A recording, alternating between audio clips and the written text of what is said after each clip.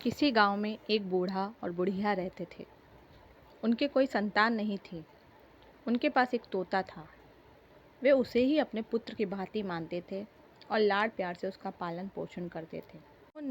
उन्होंने उस तोते का नाम चंद्रसखा रखा था। चंद्रसखा धीरे धीरे बड़ा हो गया। वह तरह तरह की बोली बोलने लगा। जब कोई घर में आता वह उसका स्वागत करता और जब आगंतुक चला जाता तो वह उसकी आवाज़ की नकल करके दिखाता।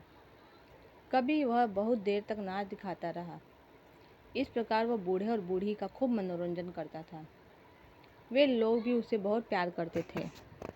बूढ़ा बगीचे से आम और अमरूद तोड़कर लाता था और बुढ़िया चंद्रसखा को गोद में बैठा कर खिलाती थी। एक दिन चंद्रसखा ने बूढ़ी से कहा, दादी माँ, मैं अपने मित्रों के साथ जंगल में फल खाने जाऊंगा।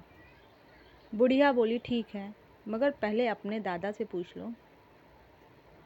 चंद्रसखा दादा के पास गया और बोला, दादाजी, मैं अपने मित्रों के साथ फल खाने जंगल में जाऊंगा। बूढ़े ने कहा, बेटा, फल तो मैं तुम्हें बाग से तोड़ कर ला दूंगा, जंगल में जाकर क्या करोगे? चंद्रसखा जिद करते हुए बोला, नहीं दादाजी, मैं आज बाग के फल नहीं खाऊंगा। मैं जंगल में जाकर फल खाऊंगा। इस बहाने थोड़ा घूम भी लूंगा। यह सुनकर बूढ़े ने कहा, अच्छा, जैसे तुम्हारी मर्जी, लेकिन घूम कर जल्दी लौट आना। जब तक नहीं आओगे तब तक हमें तुम्हारी चिंता लगी रहेगी। बूढ़े की अनुमति पाते ही तोता अपने मित्रों के साथ जंगल की ओर उड़ चला। सभी मित्र उड़ते उड़ते घने जंगल में पहुंच गए। चंद्रसखा सबके आगे उड़ता रहा। उसने जंगल में तरह तरह के फलों के पेड़ देखे। वह अपने मित्रों से बोला, मित्रों, अब बहुत घूम चुके हैं। मेरे पेट में तो भूख के मारे चूहे कूदने लगे हैं। सामने बहुत से फल के पेड़ भी दिखाई दे रहे हैं। चलो सब लोग आराम से फल खाएं। सभी तोते फलों पर टूट पड़े। चंद्रसखा भी एक से दूसरे पेड़ पर जाकर फल खाने लगा। जब उसका पेट भर गया तो उसने देखा कि सामने अमर फल का पेड़ है। वह तुरंत समझ गया कि यदि कोई बूढ़ा आदमी इस फल को खा लेगा तो वह युवा और दीर्घजीवी हो जाएगा। उसने सोचा कि वह चुपचाप इस फल को ले जाकर अपने दादा दादी को खिला देगा। उसने फल तोड़ लिया और चोंच में दबाकर अपने घर की तरफ उड़ चला। रास्ते में एक तालाब पड़ता था।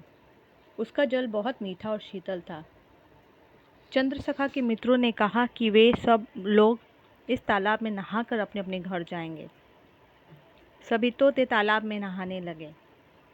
चंद्रसखा ने अपनी चोंच का फल तालाब के किनारे एक झाड़ी में रख दिया और नहाने लगा। उस झाड़ी में एक विषधर सांप रहता था। उसने अपना विष उस फल में डाल दिया। चंद्रसखा को इस बात में से का कोई पता नहीं चला। उसने नहाने के बाद फल चोंच में दबाया और घर आ गया। घर आते ही वह बूढ़े से बोला, दादाजी, देखिए मैं आपके लिए क्या लाया हूँ। बूढ़े ने उत्सुकता से पूछा, क्या लाए हो?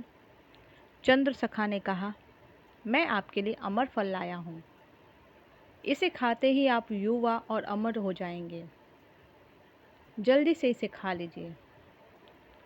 बूढ़े ने तोते से फल ले लिया, किंतु उसे कुछ संदेह हुआ। उसने उस फल के 2 टुकड़े किए और एक टुकड़ा अपने कुत्ते को खिलाया। कुत्ता उसे खाते ही मर गया। यह देखकर बूढ़े को बहुत क्रोध आया। उसने सोचा कि उन्होंने जिस तोते को इतने प्यार से पाल पोस कर बड़ा किया, वही उसे मार डालना चाहता है। बूढ़े ने तोते को पकड़ा और उसकी गर्दन ऐंठ दी। चंद्रसखा तड़प कर मर गया। बूढ़े ने दूसरा टुकड़ा आंगन के एक कोने में फेंक दिया। कुछ दिनों बाद वहाँ एक पौधा उगाया। समय आने पर उस पेड़ पर बहुत फल लगे। एक दिन बूढ़े और बुढ़िया में झगड़ा हुआ। बूढ़ा किसी बात पर नाराज होकर बुढ़िया से बोला, तुम अभी मेरे घर से चली जाओ। बूढ़ी ने रोते हुए कहा, जब मैं युवती थी तब तुम मुझे बहुत प्यार करते थे। अब मरने का समय निकट आने पर मुझे घर से निकाल रहे हो। अब मैं कहाँ जाऊँ? मेरे लिए मर जाने के सिवा कोई उपाय नहीं है। इतना कहकर बूढ़ी रोते हुए पेड़ के पास गई और उसने एक फल तोड़कर खा लिया।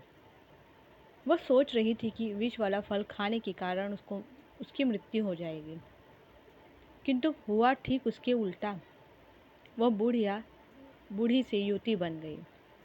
उसे बहुत आश्चर्य हुआ। उसने एक फल तोड़ा और बूढ़े के पास जाकर कहा, देखो, झगड़ा खत्म करो। मैं फल खाकर युवती बन गई हूँ, तुम भी यह फल खाकर युवक बन जाओ। बूढ़े को हंसी आ गई। उसने फल खा लिया। खाते ही वह युवक बन गया। बूढ़ा बूढ़ी युवक युवती बनकर बहुत खुश हुए। उन्हें बस यही दुख हुआ कि उन्होंने बिना सोचे समझे चंद्रसखा को मार डाला।